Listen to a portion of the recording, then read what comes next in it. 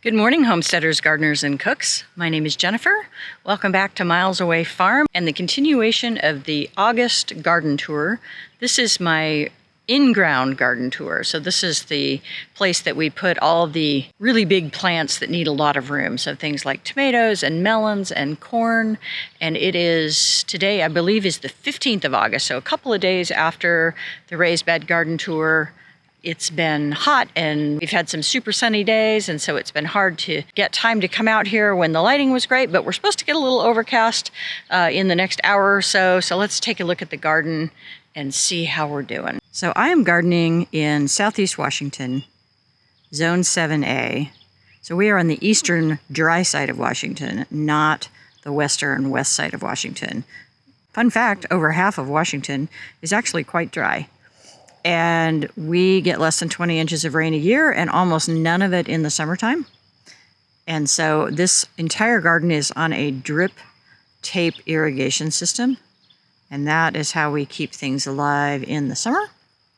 And we did just recently have a problem with our irrigation line where one of the main lines broke and we had no water to the house and we had no water to the garden.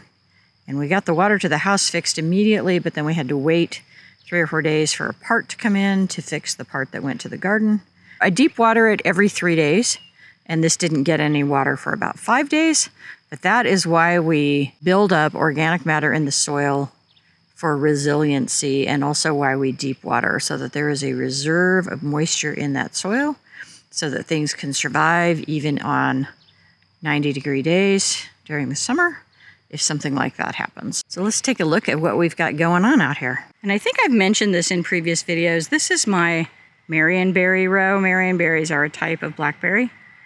And I mentioned that I'm going to take this out at the end of this season, but that I had enough fruit set that I wanted to leave it through the spring so that I could harvest some Marion berries. And we probably harvested a quart out of here, but you can see I have 2 problems with these. One, we're a little bit too cold, and so if the vines aren't laying on the ground during the winter, they frost kill, and the fruit comes on the second-year canes, not the first-year canes.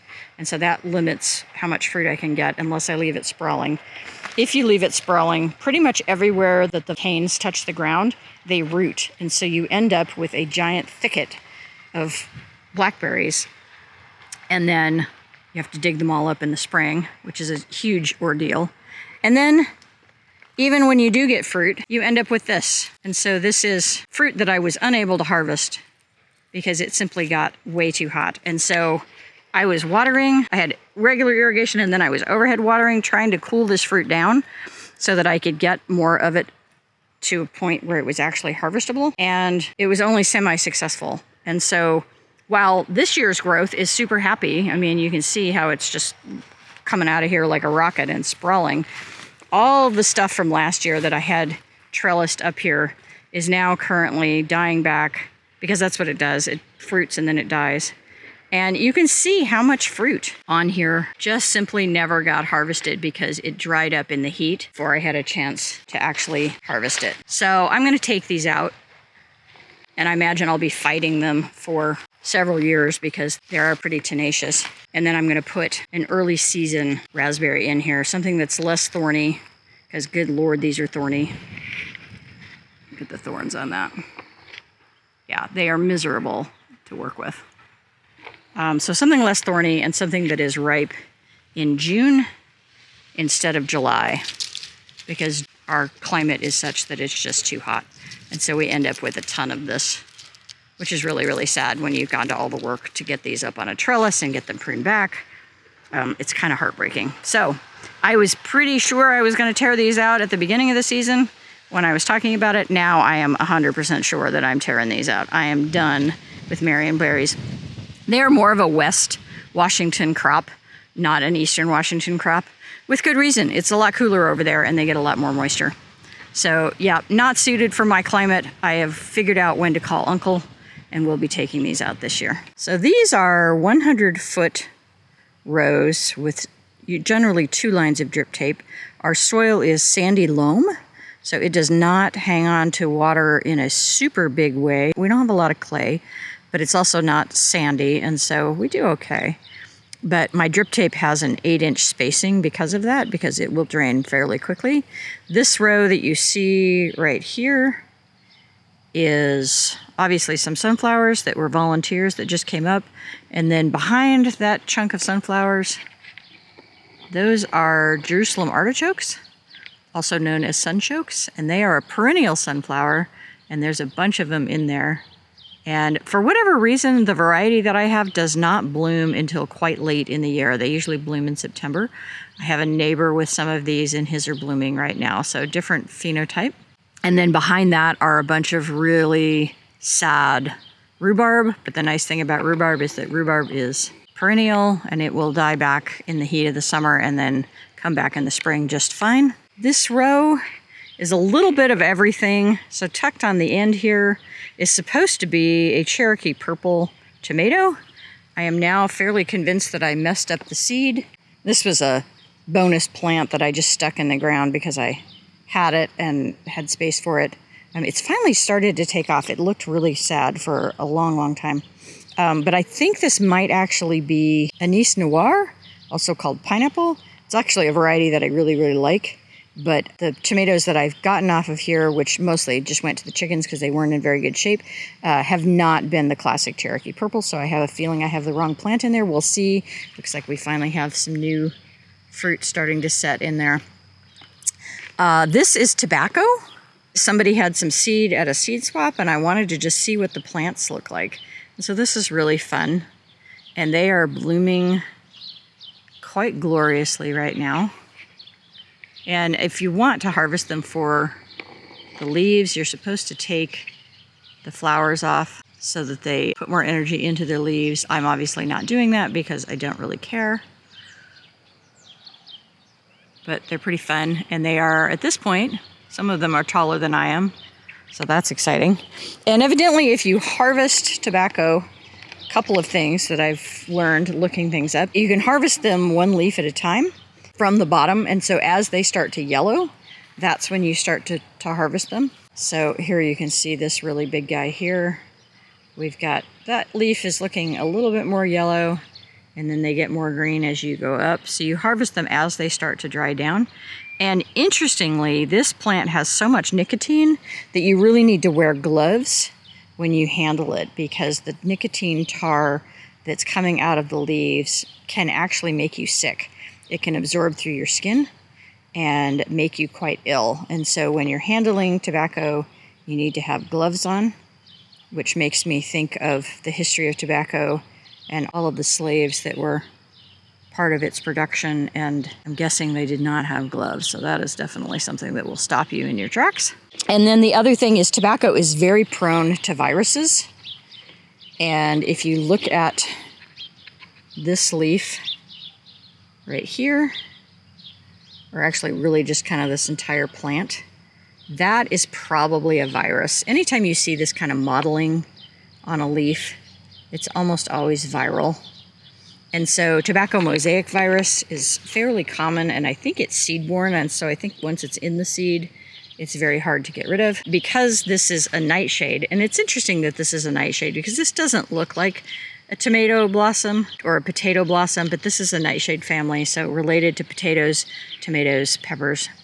And the tobacco mosaic virus can jump species to other things. So I tried hard, with the exception obviously of this bonus tomato plant, I tried hard to plant this a long way from my regular tomatoes just to make sure that we didn't have any cross-contamination. But I'm guessing that this one has the same thing. I'm guessing that's viral, and actually this one also has it. You notice we have 1, 2, 3, 4, 5, 6. Notice which 3 plants are short and which 3 plants are much taller. So those 3 plants that are short are the ones that are showing signs of that mosaic virus, and the tall ones are not. So there's some fun biology for you. You can see it's having an effect for sure. And this is a one-off. I will take these out when they're done, and that will be the end of that. So it was just an experiment. The flowers do smell absolutely delightful, so that's fun. The rest of this row is a little bit of mishmash. These are feverfew that are blooming. This is very, very weedy. If you are the kind of person who thinks your garden should look like something out of Sunset Magazine, I am not the channel for you, because my goal with weeds is to not have them outcompete the things that I'm trying to grow. And other than that, I do the best I can. And so a lot of what's in here is creeping, low growing. It's not competing for sunlight with these plants. And so I just have not bothered to get in here and try to pull out every single one. Not worth it. All the tall stuff is mostly gone. This is sweet basil that has very much gone to flower at this point. I've harvested quite a bit out of here, but it's very hard to keep up on picking basil when it wants to go to seed. And so I get on it for quite a while, and then I lose the battle, and I just let the pollinators have it. And you can save seed from basil. I've done that and had it grow back true, so that's always fun to do. For whatever reason, I have a ton of basil seed, and so I haven't bothered saving seed in the last couple of years. So the rest of this row is melons, and I have 6 different varieties in here. 4 of them were free seeds of things that I had never grown before. And so we're finally starting to get some melons. Melons like heat, but I didn't do a lot of soil amending in this row, and so I think that I just didn't have a ton of fertilizer. This guy, volunteer sunflower, I was kind of hoping the melon, oh, it is starting to climb up. That's fun. I was hoping this melon would just climb up this sunflower and use it as a trellis, and so that is actually what's happening, which is great fun. I have multiple plants in each hill, quote unquote, and then there's cardboard down in the middle to keep the initial weeds down. And so there's multiple plants in each hill, and then I have 2 hills of each variety. So here's another one of this one coming in. Lovely. And here's another one. Most of these are a variety of cantaloupe, and so they will do what's called slip when they're ripe. They just come directly off the vine with almost no tugging at all. And then some of these are not, and it's harder to know when they're ripe. This is a different variety. And I'm hoping that I have enough of these ripe at one time that I can do a side-by-side taste test. So that will be fun. But some of these I may not have all at the same time. Oh, there we go. This is a different variety coming in there. This was a volunteer Nicotina, still blooming. This has probably been blooming for almost 3 months at this point. And then also tucked in here, I had some tomatillos in here last year. And so I have some volunteer tomatillo plants that I'll get a few off of them, and so they weren't in a terrible spot, so I just left them. Here's another variety, and I think this is Hannah's Choice, which is my favorite. Oh, this one is ready. Oh, and see how that is literally just coming off? That is slip. Good timing on that. Probably should have picked this a couple of days ago. I didn't quite catch it, so we've got a little bit of rot on the backside. Pill bugs especially love to get in here. This can all be trimmed off, and the fruit itself mostly saved. So that's exciting. There's another one tucked in there. Different variety here. Some of these were really slow. Oh, and then just fun. This is Tulsi or holy basil. And I had a lot of it in here a couple of years ago, and it has reseeded itself. There's some more of it right here. It's reseeded all over the place. It's funny, this basil reseeds super easily. I rarely ever have sweet basil reseed itself, but here's another one of that variety coming in there. Quite lovely. I've spent some time keeping this weeded. Here's another holy basil. It's very scented. And so sometimes it's thought that if you put this in, it will deter insects. I don't really know if that's true. There's another little friend in here. So yeah, we've got some nice, oh, this one is completely different. Look at this guy. Very different shape on that. I don't know if that's just because it's young, but much more oblong. That's interesting. This is the one plant that died, so this one didn't make it. Oh, and then this one's ready too. This is the Gilia, and I love this variety. It's a green cantaloupe. So let's harvest this guy as well. Can you guys see that?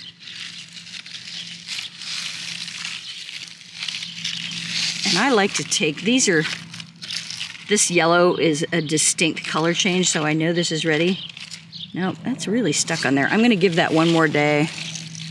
I find if I leave these too long, they start really rotting from the bottom. The bugs love them, and so I'm gonna move it slightly, and we'll leave that for one more day. I've harvested a couple of these out of here already. And here's another one. And that one is ready. I don't know if you guys can see that, but see how that's just pulling right off. Whoa, little tiny guy. And, you know, some rot and discoloration on the bottom, which is the big drawback to this particular variety, is they all tend to do that. But melon season is upon us. I have a video if you guys are interested for melon popsicles. Great fun. And I have learned that I have to put these right next to the gate because I will pick them and then forget that I picked them and come out and find them 2 days later after they've gone through all kinds of heat. So, all right, next row. This is exciting. So this is our sweet corn. I'll put the name of the variety that I'm growing this year. I have a video that goes very deep into all the different types of sweet corn. It is one thing that I actually almost always grow a hybrid of because the hybrid varieties store much better and they hold on the stalk than the traditional heirloom varieties. Heirloom varieties, the joke is that you should have the pot of water boiling when you go and pick it because it literally turns to starch almost immediately. And so it's one of those places you want some hybrids. I did come through here and sprayed Bacillus thuringiensis, which is a bacteria that is harmless to most insects, but it is a killer of caterpillars, in order to combat corn earworm, which I get every year. And what happens is the corn earworm, I can't remember what kind of bug it is. I'll put the life cycle up on the screen. But they lay eggs in the silks, and then when those eggs hatch, one of those guys climbs into the top of the stalk. And they're harmless. You can break the part off that they've gotten to, usually it's less than an inch, and then eat the rest of the corn with no issues at all. But they are definitely unsightly, and nobody wants to find a worm in their corn cob. And I'm planning on selling some of this corn this year. And so I went through and sprayed, and the BT does solve that problem. You can see, obviously, corn is male and female, but the male and female parts are on separate parts of the plant. And so this is the male that produces the pollen.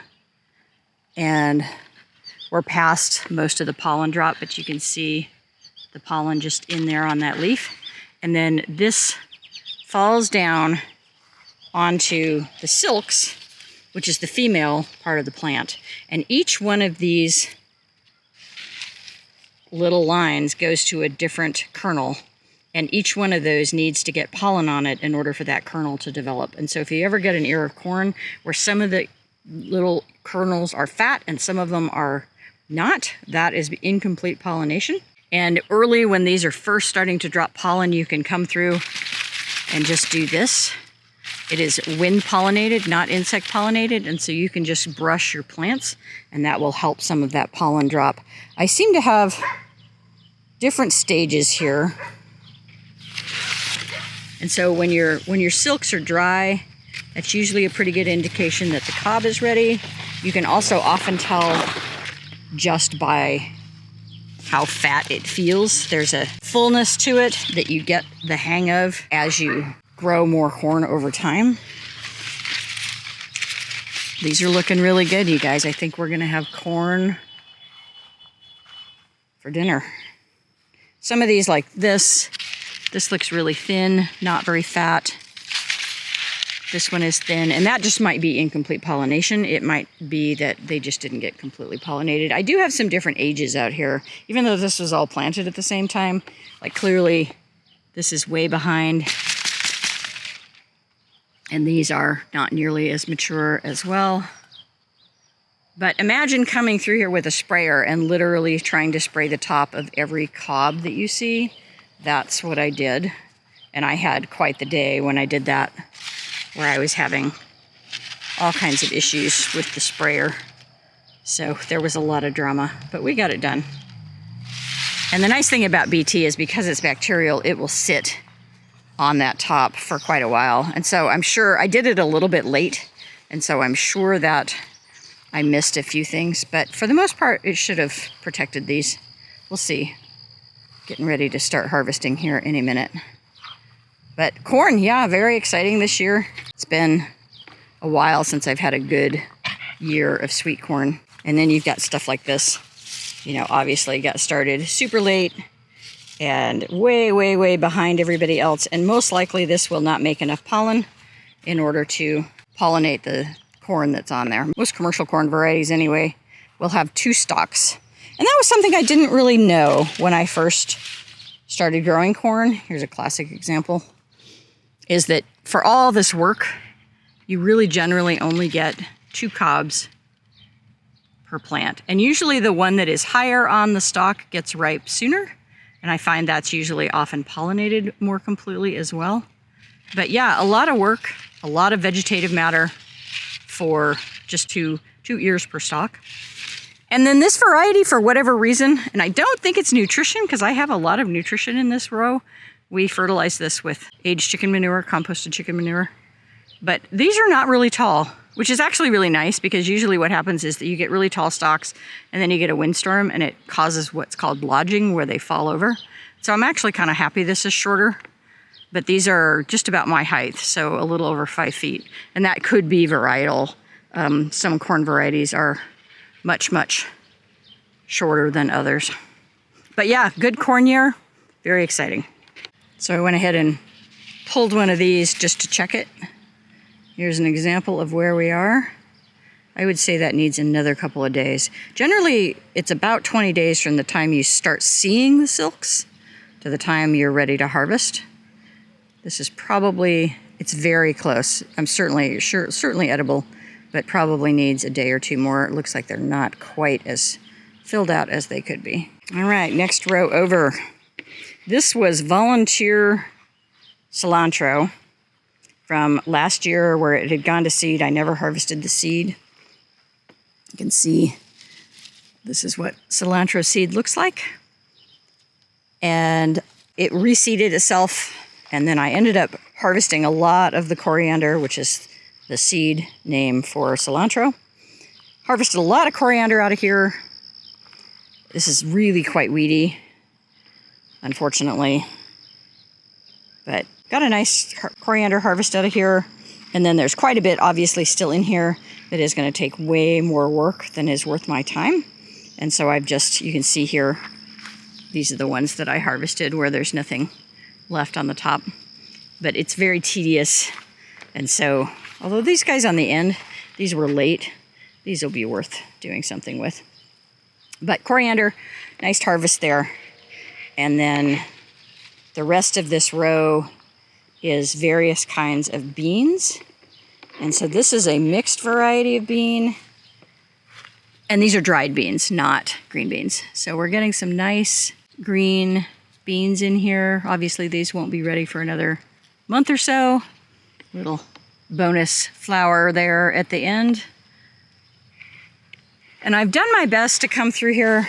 Well, not my best, but I've done some weeding. This is red root pigweed. So I try to come through here and kind of spot weed, but some of these weeds are actually acting as a bit of a trellis for these beans to keep them from falling over.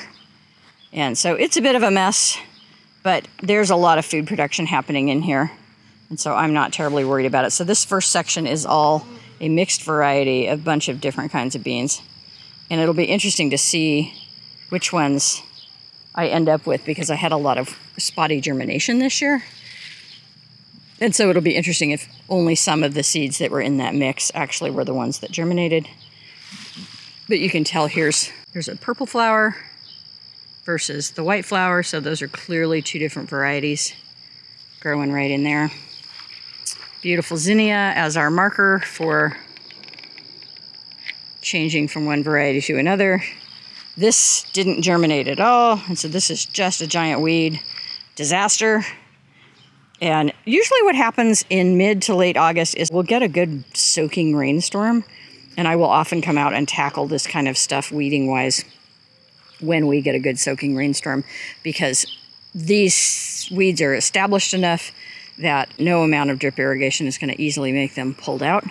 But when we get a nice soaking rain, it's often pretty easy to pull them out, and so I'm just being lazy and not getting to this.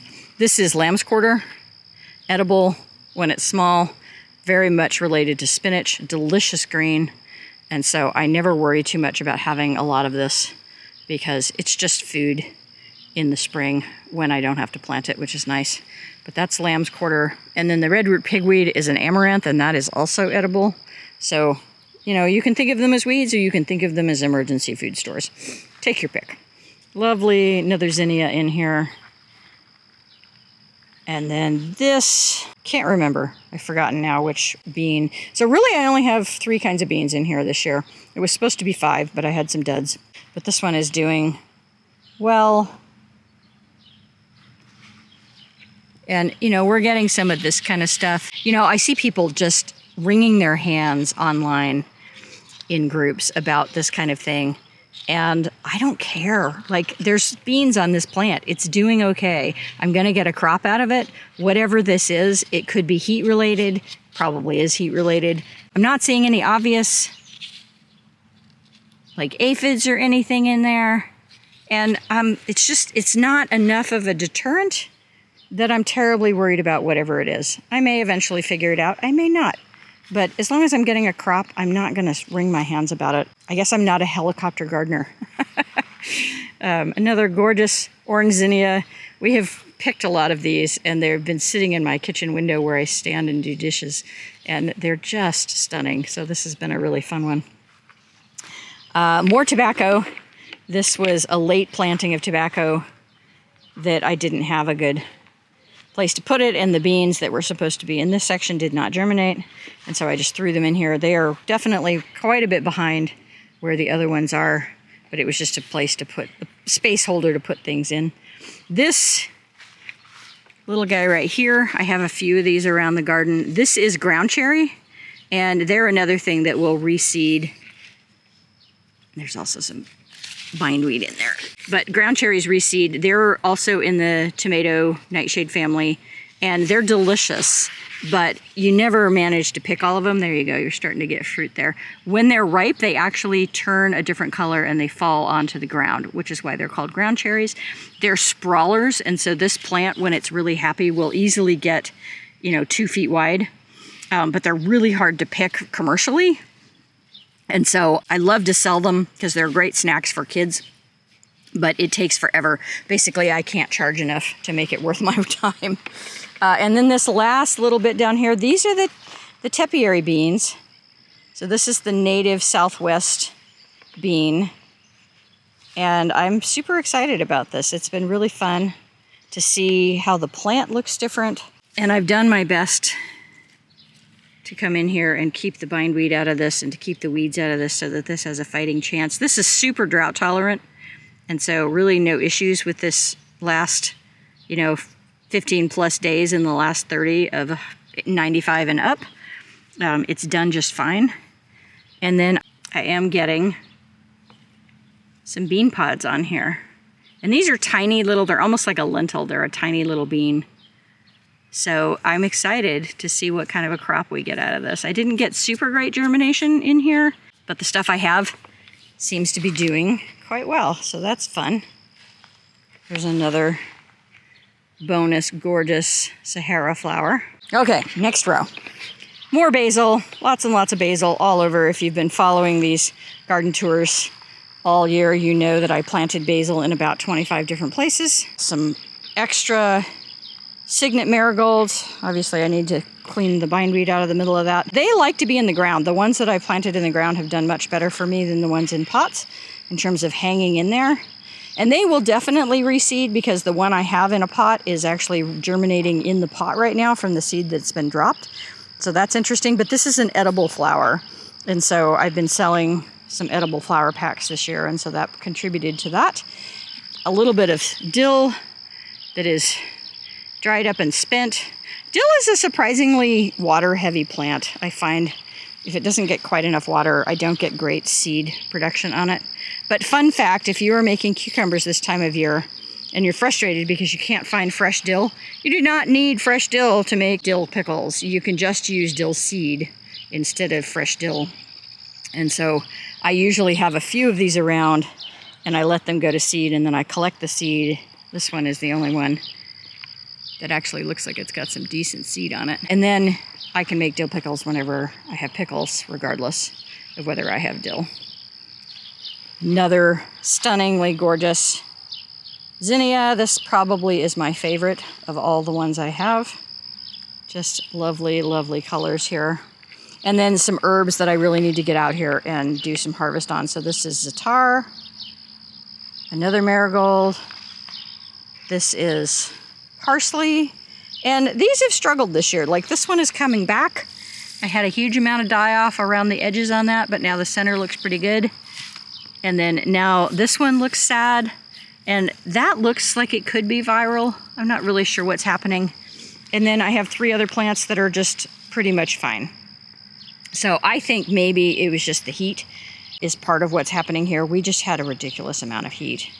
And parsley is not necessarily happy with that level of heat. Another marigold. Look how, that's one plant. I mean, guys, this is easily 2 feet across, probably 2.5 feet across. Huge. And then this is marjoram. It's obviously very much flowering like crazy. I've harvested this a couple of times. It is related to oregano, very floral, lovely flavor, and I use it in quite a few of my spice mixes. And so I've harvested this multiple times and I need to come out and do it again. A lovely little hummingbird mint. And then we have the snapdragon bed. So these are all the tall cutting snapdragons. They were various mixes in here.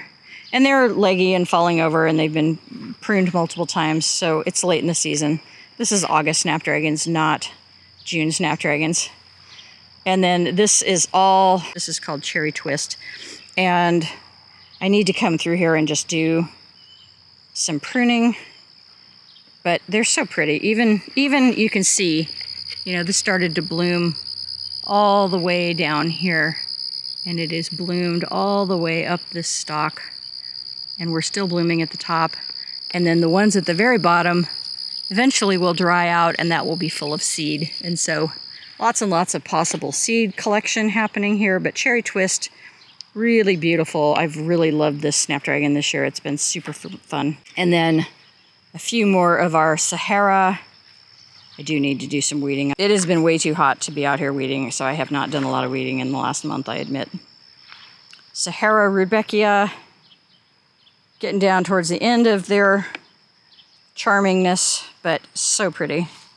And then the rest of this row is onions. The first part of this row is yellow storage onion. These were all grown from seed, and I have videos on how to start onion from seed and why you should. These are not quite ready. There's also tucked in there, there's a couple of celery that I just had some holes. They're getting buried by the weeds. I'll come through. We're supposed to finally get cooler and maybe get some rain. So there'll be some serious weeding happening out here in the next week now that it's not 100 degrees. But all of these yellows, mostly not ready to pull yet, with the exception of this. So see how the top of this is flopped over? That's how you know this is ready to pull and harvest. And ideally, when you start seeing about half of them fall over, you want to turn the water off and let things start to dry out. But I don't. I just pull them as I see them as they're getting floppy. But yeah, yellow storage, not quite ready yet.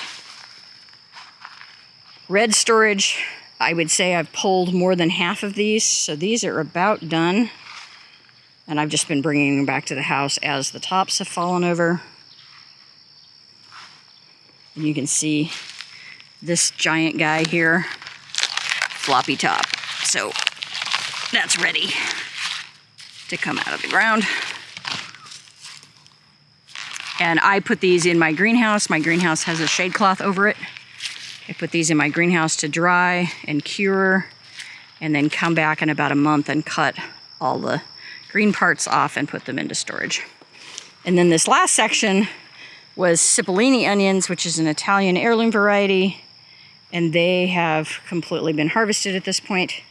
And here's a pop quiz for you guys. Do you recognize this? What was this again? I've got more of them here. And because they were in the onion row, and now the onions are gone, I've just left them because I'll get a late season harvest off of these ground cherries. All right, this next row over is almost all potatoes, yet another gorgeous Signet Marigold. And these are absolutely ready to come out of the ground. When you see them completely die back to this, they are ready. And again, it has been ridiculously hot, and I just haven't been motivated to get out here and pull these out of the ground. They have a fairly good layer of mulch, and that is going to help protect potatoes that are really close to the surface so that they don't get green, obviously with the exception of this guy. So this was sticking up out of the ground, so we've got some green color. Green itself is somewhat toxic, and there's a lot of differing opinions on the internet about whether or not these are edible when they've got some green on them. I often just save these, and then this is what I plant the following year if I'm replanting from my own potatoes. But if you take a potato peeler and scrape the vast majority of that off and then cook the potato, it's going to inactivate or remove most of the toxin. So I am not of the camp that you can't eat these. And it's interesting to see the different varieties and how they fared in the heat and whether or not they're finished. This one is Yukon Gold, completely done. Flowers marking where the variety changes. This one is Blue Gold, also obviously completely done.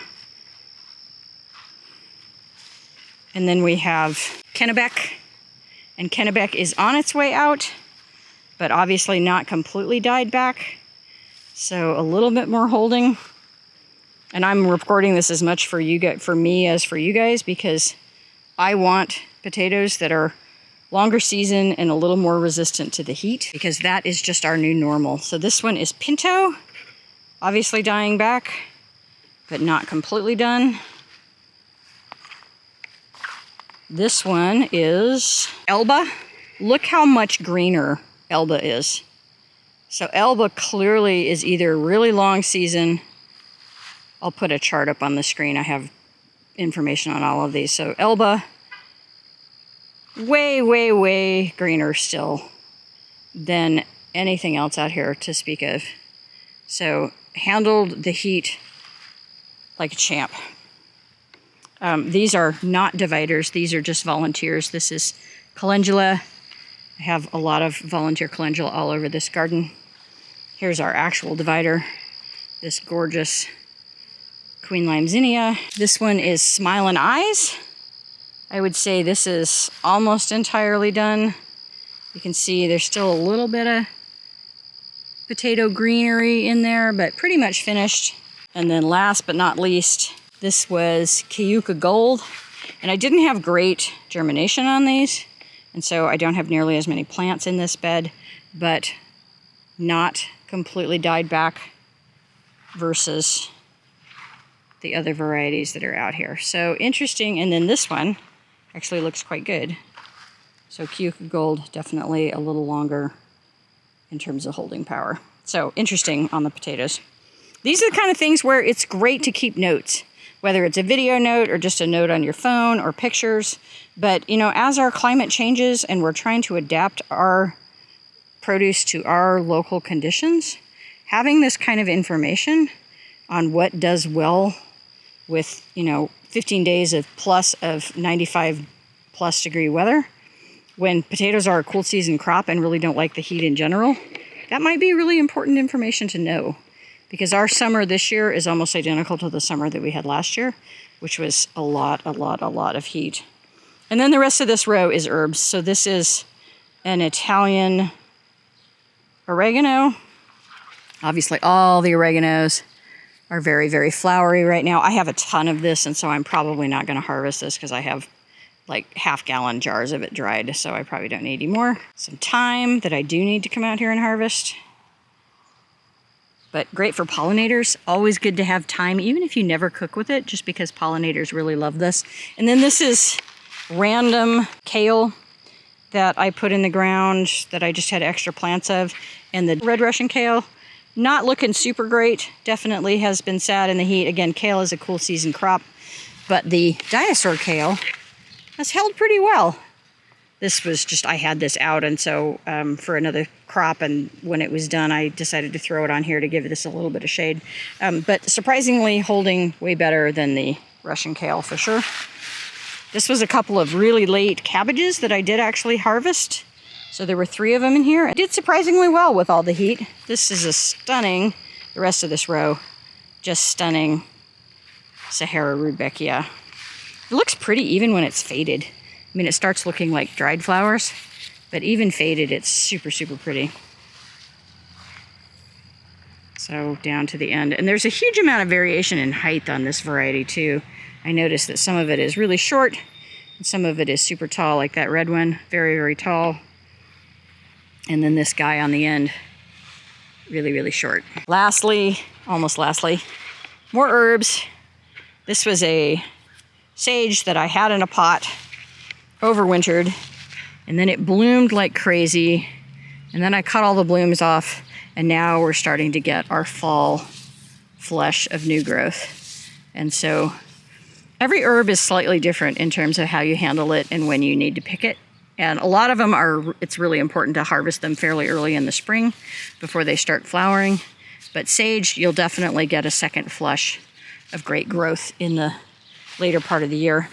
A lot of rosemary in here, 3 different small rosemaries, 1 really big rosemary, and then I took cuttings off of this rosemary, and they're sitting in a jar of water and they have rooted. And so that's how I keep my rosemary going. We are cold enough in the winter that rosemary will usually not overwinter outside. We're just slightly too cold for it to overwinter. And so I keep one in a pot every year and keep it going. And so honestly, this plant is a clone of something that I've probably been growing now for 5 or 6 years. So that's kind of fun. More basil, because of course, more basil. And look at this lovely little yarrow tucked in there. Isn't that fun? And then we have various peppers in here. I had this extra shade cloth for my tomatoes, and I decided to throw them over the peppers. Hot peppers don't usually need a lot of shade, but good Lord, I mean, it was just so blooming hot. And I've grown peppers over various amounts of shade for many years, and so I know that they do appreciate it. These are finally starting to fill out. These plants just struggled for the longest time, where they just weren't getting any new growth and weren't getting any height. So these, the first batch in here, these are poblanos. And not very big fruit, but when they start to turn red like this, they're getting close to ripe. They will, you can eat them green, obviously. There's a gorgeous one. And then when they're red, they're ripe and you can dry them and make chili powder. They make a fantastic chili powder. So poblanos in here, there's 6 of those. I have 1 Hungarian black in here, which is a little bit like a jalapeno, but not terribly hot in my opinion. Again, these are finally starting to look pretty good. This is Sugar Rush Peach, and I have 2 of these. We made hot sauce out of these last year, a bunch of different kinds. And at the end of the season, I made a hot sauce out of the more green ones. They're green and then yellow, and when they're fully ripe, they turn peach colored. And it made one of the best hot sauces I've ever had just as a green or not ripe chili pepper. Usually I make hot sauce only out of ripe stuff. But for a green hot sauce, absolutely fantastic. And so I'm excited about these, even though they take flipping forever to get ripe. And then we have a little jalapeno tucked in there. She's got quite a bit of fruit on her. They're coming. And then the rest of this row, this is a sad little shishito that is actually finally rallying. But the rest of this row is gochugaru, so it's a type of Korean red chili that isn't super hot and makes a really great chili flake. And so I've got 5 or 6 of those in here. Normally I have tons and tons and tons of peppers, and if you go back and look at my garden tours from last year in August and September, you'll see that. But this year I was taking a break. Usually I have several 100-foot rows, so not nearly the peppers that I normally have. And then, I mean, how fun is this?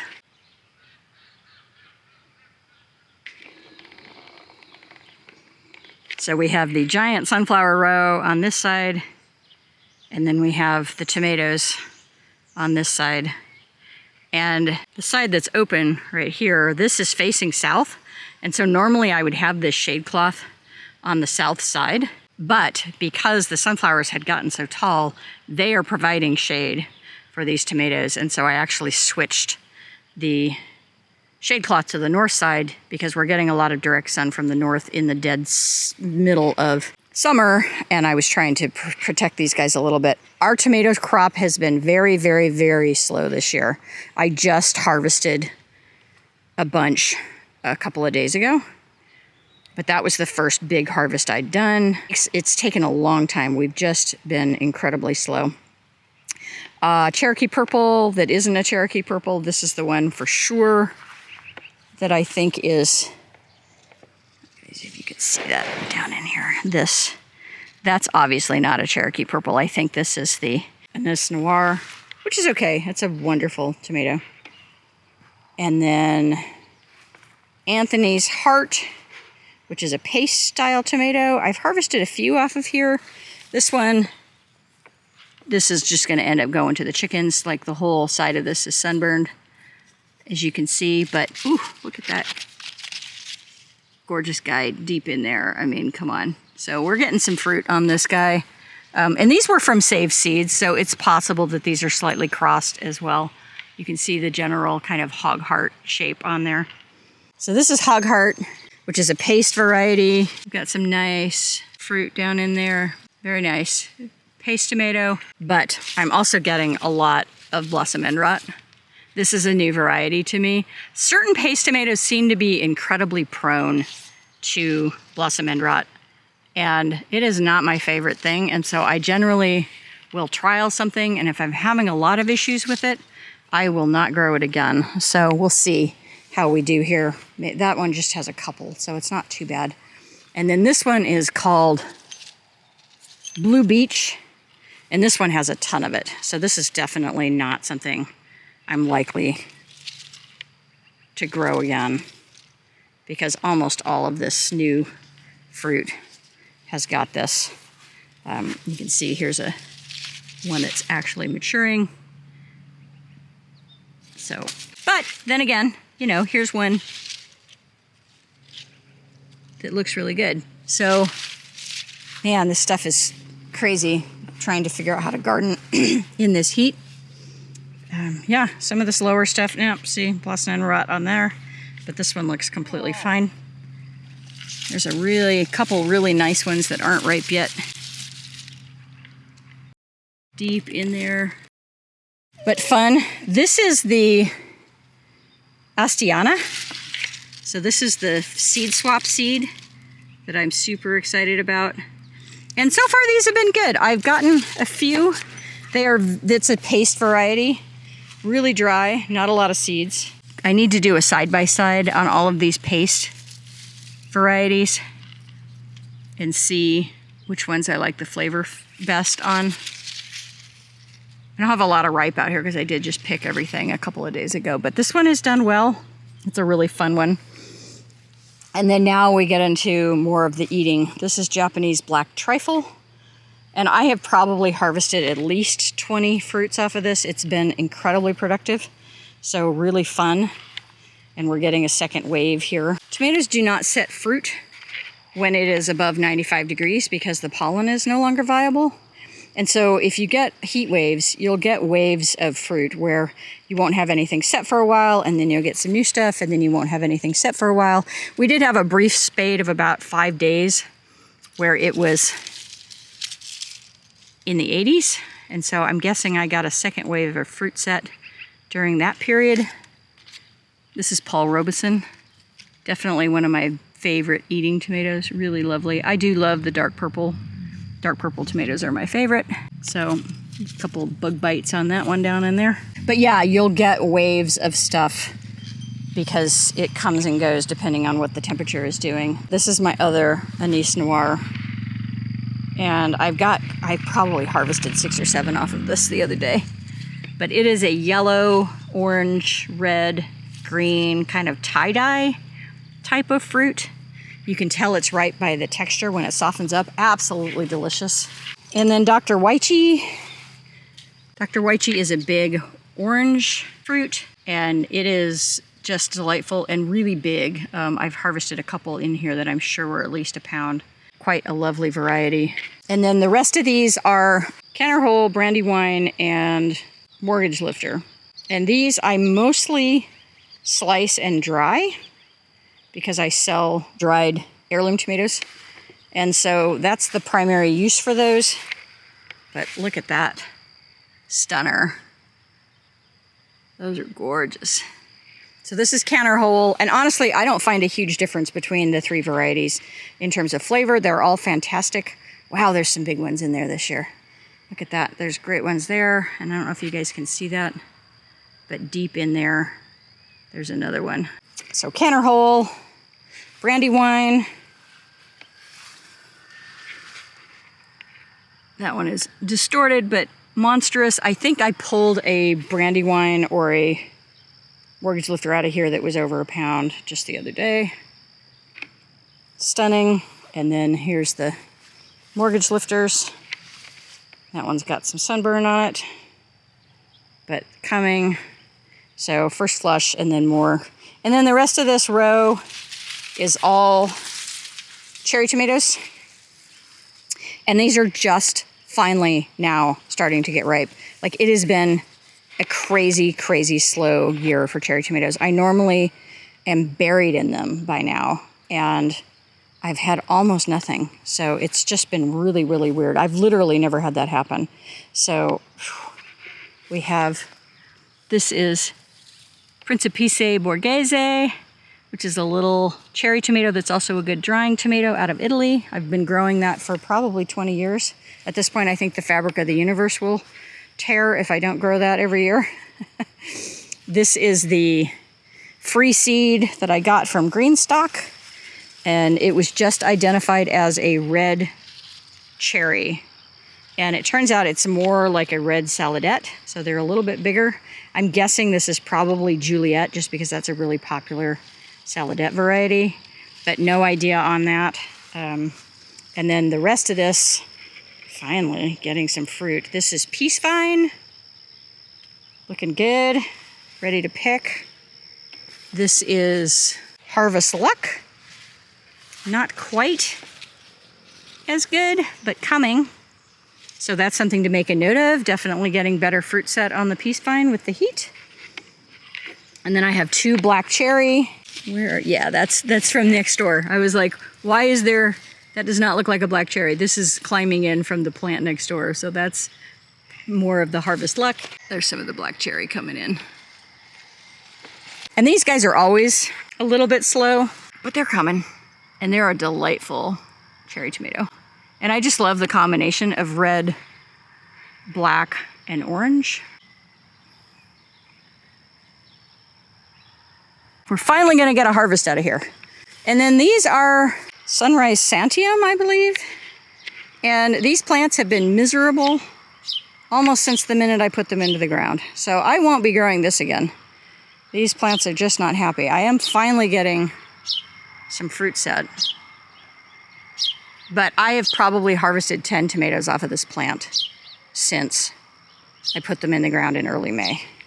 So definitely does not truck well with heat. I'm getting these odd little, like, long skinny sizes instead of round. And just in general has been very unhappy. So yep, definitely not a keeper. It's supposed to be similar to Sun Gold. They have a nice flavor. But yeah, won't be doing this one again for sure. Although, that was a good tomato. And then tomatillos down here on the end. I have a total of 5 plants. 2 different seed sources here, and very clear to me that this one, these 3, are much better, much happier, much more productive than the 2 on the end. And I'll look up and tell you which is which, I don't remember. But I'm guessing these 2 on the end are the different seed source. And clearly, these guys have been a lot happier. I've harvested a lot out of here, probably 20 pounds easily. But see how yellow this plant is compared to this plant? This one has just not been happy all season. And this one, greener, but not nearly the growth that this other one has. Tucked in on the end here, I'm just noticing this right now. This is fun. This is another celery. I had a lot of celery. And that's really taken off in the last couple weeks, which I hadn't realized. So that's a happy little celery. That's fun. And then, of course, I have to show you guys the insane sunflowers. Good Lord, look at the height on that one. That thing has to be 15 feet at least. So, all yellow, almost entirely yellow, very few other colors. I have a bunch of mixed saved sunflower seed from various seed swaps where it's left over at the end of the seed swap.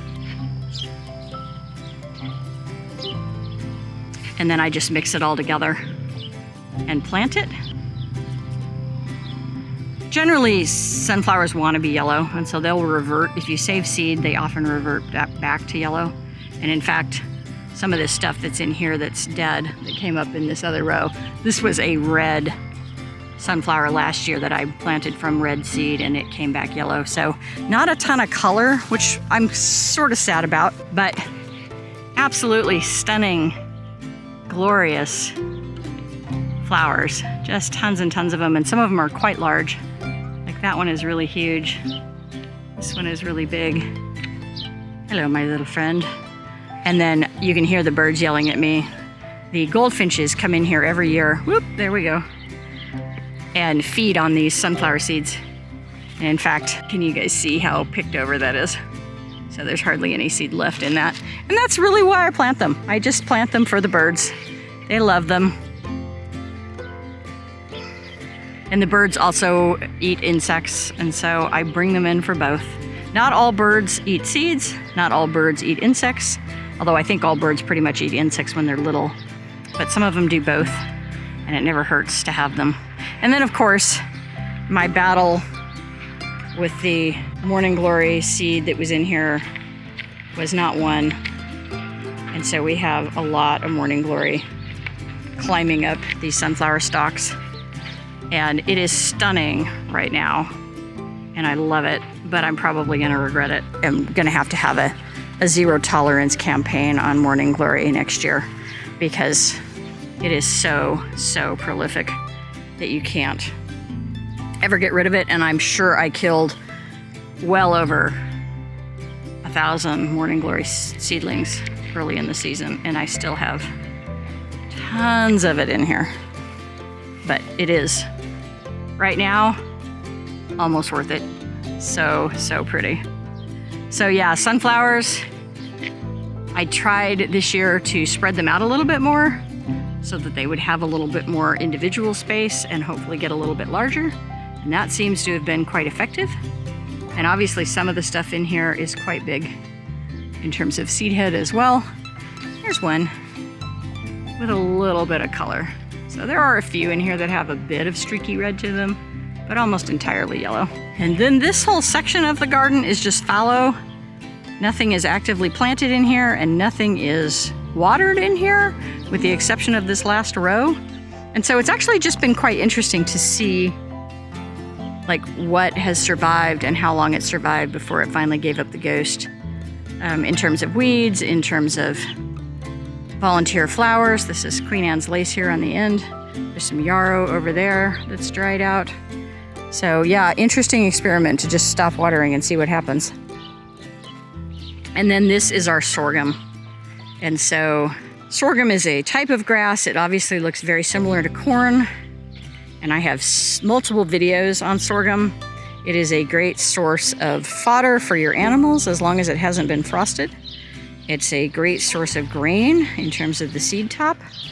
And then if you get the right variety, it is actually a good source of sweetener on your farm, because you can crush it the way you do sugarcane and make sorghum syrup, which I did last year.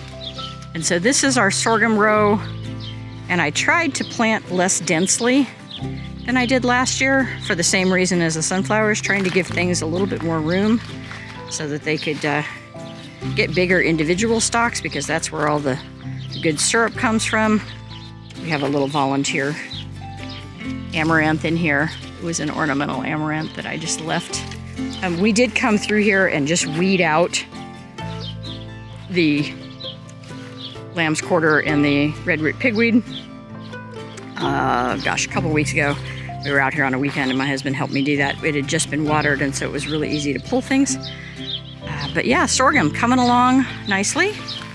This is one of those ones you have to really watch the weather, because it can get toxic if it has experienced a frost, and so you really need to harvest it before you get your first frost. But we don't get our first frost until late October, and it is now mid-August, and so we've got a couple months. And then tucked in on the end, this is where I had my tomatoes last year, and my tomatillos were on the end of that tomato row. And so this is yet another volunteer tomatillo, and I'm just leaving it and letting it do its thing. And this one even has some fruit on it, so we'll see if I get a harvest. My experience with tomatillos when they come back from seed is the fruit tends to be very small, but sometimes smaller is more tasty, and so it's always fun to have a few volunteers around. So that's the sorghum row. So there you go. That is our in-ground garden this year. Much, much smaller than what I've done in previous years. But honestly, the last 6 weeks, it's been really glorious to mostly just worry about water and not do a lot of weeding, because I didn't have to worry so much about production. And so I could just kind of let things go, because I'm 58 and I'm getting to the point where working in 95-degree heat is just not something I'm terribly capable of doing. And you can only work so long early morning before it starts to get stupid hot. So, but I'm pleased with this year's in-ground garden. It's going well. And I appreciate you guys coming along with me for this tour. Do you have room where you live to actually do in-ground gardens? There are pros and cons for sure, but I really like having enough space that I can grow some corn and some tomatoes and some melons and not have to worry about space being at a premium. Thanks for watching, Tribe. If you like this kind of content, give me a thumbs up, subscribe, leave me a comment and share. I have new content coming out every week.